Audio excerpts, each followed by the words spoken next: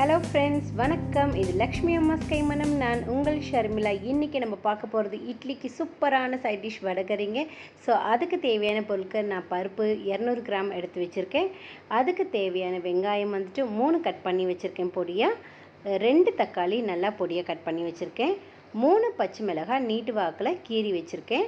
கருவேப்பிலை தாளிக்கிறதுக்கு இஞ்சி பூண்டு விழுது 2 ஸ்பூனுங்க. இதுக்கு பிரியாணி மசாலா நான் எல்லாத்தையும் பவுட்ரு போட்டு அரைச்சி வச்சுருக்கேன். இதில் என்னெல்லாம் நான் ஆட் பண்ணியிருக்கேன் அப்படின்னா, நம்ம பிரியாணி இலை, பட்டை, லவங்கம், சோம்பு இதெல்லாம் போட்டு ஆட் பண்ணி வச்சுருக்கேன். 1 ஸ்பூன் வெறும் சில்லி பவுடர், மஞ்சத்தூள் 1 சிட்டிக்கை, சோம்பு தாளிக்க, கடுகு, குழம்பு மிளகாத்தூளுங்க. ஸோ இப்போது நான் உங்களுக்கு பருப்பு நம்ம தண்ணி போட்டு நான் ஊற வைக்க போகிறேன். இது ஒரு அட்லீஸ்ட் நம்ம 20 மினிட்ஸ் அது ஊற வைக்கணும். பாருங்கள், இது ஊறி இருக்குது பார்த்தீங்களா? இப்போ இது ஊறி இருக்குன்னா எப்படின்னா, நம்ம இது பருப்பு உடைச்சி பார்க்கணும். இந்த மாதிரி 2ஆக அது உடையணும். ஸோ இதுதான் இப்போ இது ஊறின பதம் கரெக்டான இதுக்கு. ஸோ இது ஊறி இருக்குது. நம்ம இதை கொஞ்சம் ஜாருக்கு ட்ரான்ஸ்ஃபர் பண்ணிவிட்டு இது கொஞ்சம் கொரன்னு அரைச்சி எடுத்துக்கலாம். ஸோ இது கூட நம்ம என்னெல்லாம் போட்டு அரைக்க போகிறோன்னா, சோம்பு கொஞ்சமும் இதுக்கு கூட கொஞ்சம் சால்ட்டும் ஆட் பண்ணிக்கலாம். ஸோ தட் நம்ம அரைக்கிறதுக்கு இந்த பருப்பு நம்ம டேஸ்ட்டுக்கு ஸோ இது கரெக்டாக இருக்கும். பாருங்கள், நான் கொரன்னு அரைச்சி எடுத்துட்டேன். ரொம்ப மையாக அரைச்சிட்டிங்கன்னா டேஸ்ட்டே மாற்றிடுங்க. ஸோ இதுதான் கரெக்டான பக்குவம். ஸோ இது நல்லா இந்த மாதிரி கொரன்னு இருக்கணும். இப்போ இதை நம்ம வேக வச்சுக்கலாம். ஸோ நம்ம இட்லி தட்டில் தான் நான் இது போட்டு ஆவி கட்ட போகிறேன். நான் இது வடை மாதிரி பண்ண போகிறது கிடையாது. ஸோ அது ரொம்ப எண்ணெய் குடிக்குன்றதுனால நான் இப்படியே வேக வச்சு எடுக்க போகிறேன். இந்த டேஸ்ட்டும் ஒரு நல்லாயிருக்குங்க. நம்ம நார்மலாக வடை டேஸ்ட் அந்த மாதிரி பண்ணுறது அதை விட இது ரொம்ப சூப்பராக இருக்கும். இது ரொம்ப ஹெல்த்தியும் கூட. அது எண்ணெயில் ஊறும் இல்லையா? ஸோ இது ரொம்ப ஹெல்த்தியும் கூட. இப்போது நம்மளுடைய இட்லி இந்த மாதிரி பாத்திரம் வச்சுட்டு இதில் தண்ணி ஊற்றி கொஞ்சம் நல்லா இந்த மாதிரி கொஞ்சம் சூடானதுக்கப்புறமா வச்சிங்கன்னா சீக்கிரமாக நமக்கு வெந்துடும்.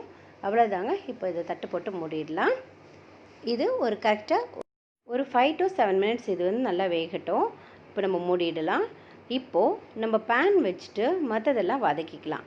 ஸோ இதுக்கு நம்ம தேவையான எண்ணெய் நான் கொஞ்சம் ஊற்ற போகிறேன். நான் வந்துட்டு கரெக்டாக ஒரு 6 ஸ்பூன் அளவுக்கு ஊற்றுறேங்க. நம்ம இது கடலை பருப்புன்றதுனால கொஞ்சம் எண்ணெய் எக்ஸ்ட்ராவாக எடுத்துக்கும். கொஞ்சமாக நான் ஆட் பண்ணிக்கிறேன், ஒரு 1/2 ஸ்பூன் கிட்ட. இப்போது இது கடுகு நான் ஃபஸ்ட்டு போட்டுறேன். இது கடுகு வெடித்ததுக்கப்புறமா எப்போவுமே எண்ணெய் காஞ்சி கடுகு வெடிக்கணுங்க.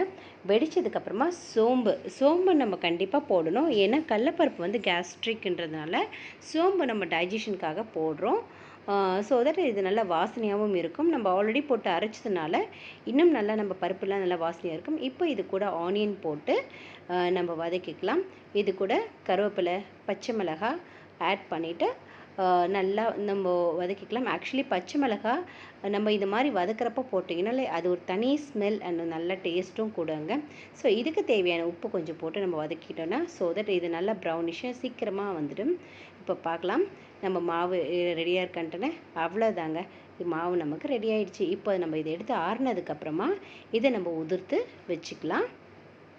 வாங்க இப்போ ஆனியன் எப்படி இருக்குன்னு பார்க்கலாம். பாருங்கள், கோல்டன் ப்ரௌன் ஆகிடுச்சு. இந்த ஸ்டேஜில் நம்ம தக்காளி ஆட் பண்ணிக்கலாம். ஸோ தக்காளி நல்லா வதங்கணும். ஸோ அதுக்கு முன்னாடி நம்ம இது கூட 1 சிட்டிக்கு மஞ்சத்தூள் ஆட் பண்ணிக்கலாம். இப்போது இது கூட நான் வச்சுருக்கிற 1 ஸ்பூன் மிளகாத்தூளும் பிரியாணி மசாலாவும் ஆட் பண்ணிக்கிறேன். இது கூட இஞ்சி பூண்டு விழுதியும் நம்ம ஆட் பண்ணிக்கலாம். இஞ்சி பூண்டு நான் சேர்த்து மொத்தமாக அரைச்சி வச்சுருக்கேங்க. ஸோ அதனால் இது 2 ஸ்பூனாக நான் எடுத்துக்கிறேன். இது நம்ம நமக்களுடைய டைஜஷனுக்கு என்ன கடலைப்பருப்புன்றதுனால நம்ம இதெல்லாம் போட்டு இது பண்ணுறோம். இந்த மாதிரி தட்டு போட்டு நம்ம ஒவ்வொரு வாட்டியும் மூடி வதக்கிறச்ச நல்லா சீக்கிரமாக வெந்துடும். இதில் பாருங்கள், இன்னும் கூட ஆனியன் முழுசாகவே இருக்குது. நமக்கு ஸ்கின் நல்லா விலகி நமக்கு ஒன்றோட ஒன்று நல்ல மையாக இருக்கணும். ஸோ நம்ம இன்னும் கூட இதை வதக்கணும். இதுக்கு முன்னாடி அந்த இது நல்லா கொஞ்சம் இது மாதிரி நசுக்கி விட்டிங்கன்னா ஸோ சீக்கிரமாக வந்துடும். இப்போ இதை தட்டு போட்டு நம்ம மூடி வைக்கலாம். இப்போ பாருங்கள், இது நல்லா இப்போ ஒன்றோட ஒன்று மிக்ஸ் ஆகி நல்லா ரொம்ப கிரேவியாக கிடச்சிருக்கு. இப்போ இது கூட நான் குழம்பு மிளகாத்தூள் ஆட் பண்ணிக்கிறேன். இப்போ இதுக்கு தேவையான உப்பும் நம்ம போட்டுக்கலாம். நான் ஆல்ரெடி நம்ம பருப்பில் ஆட் பண்ணியிருக்கேன் உப்பு. அப்புறம் வெங்காயம் வதங்கிறதுக்கும் ஆட் பண்ணியிருக்கேன். ஸோ அதனால் கொஞ்சம் உப்பு நம்ம போட்டுக்கலாம். இப்போ இது கூட நம்ம பருப்பு உதிர்த்து வச்சுருக்கோம் இல்லையா? ஸோ அந்த பருப்பு நம்ம இதோடு போட்டு ஆட் பண்ணிக்கலாம். இது மாதிரி உதிரியாக இருக்கணும் பருப்பு. நம்ம எந்த அளவுக்கு அதை நம்ம தண்ணியை ஊற்றாமல் அதை நல்லா அரைச்சிட்டு ஸோ நம்ம அதை அப்படியே வேக வச்சு இந்த மாதிரி உதிர்த்தோன்னா நல்லா அழகாக இந்த மாதிரி உதிர்ந்து வரும். இந்த டைமில் இப்போ நம்ம இது கூட நம்ம நார்மல் பச்சை தண்ணி ஆட் பண்ண போகிறதில்ல, நான் சுடு தண்ணி ஆட் பண்ண போகிறேன். இது தாங்க ஹைலைட் நம்மளோட வடகரியில்.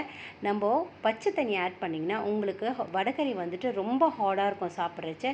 இந்த மாதிரி இந்த ஸ்டேஜில் நம்ம இது மாதிரி சுடு தண்ணி நல்லா வந்து சூடாக வச்சு கொஞ்சம் காய்ச்சிட்டு நம்ம இது மாதிரி ஆட் பண்ணுறப்போ நம்ம வடகரி ரொம்ப சாஃப்டாக இருக்கும். இட்லிக்கு நம்ம வடகரி இந்த மாதிரி செஞ்சு சாப்பிட்டோன்னா எக்ஸ்ட்ரா ஒரு 3 இட்லி போவாங்க. I am dam sure. Please try பண்ணி பாருங்கள். நம்ம வடகரி ரெடி. அவ்வளோதாங்க. இது கூட நல்லா கொஞ்சம் இந்த மாதிரி ஒரே ஒரு வாட்டி நல்லா கொஞ்சம் கிண்டி விட்டுட்டு இது கூட நம்ம கொத்தமல்லியை போட்டு கார்னிஷ் பண்ணிடலாம். ஃபைனலி நம்மளுடைய வடகரி இட்லிக்கு சூப்பராக ரெடி ஆகிடுச்சு.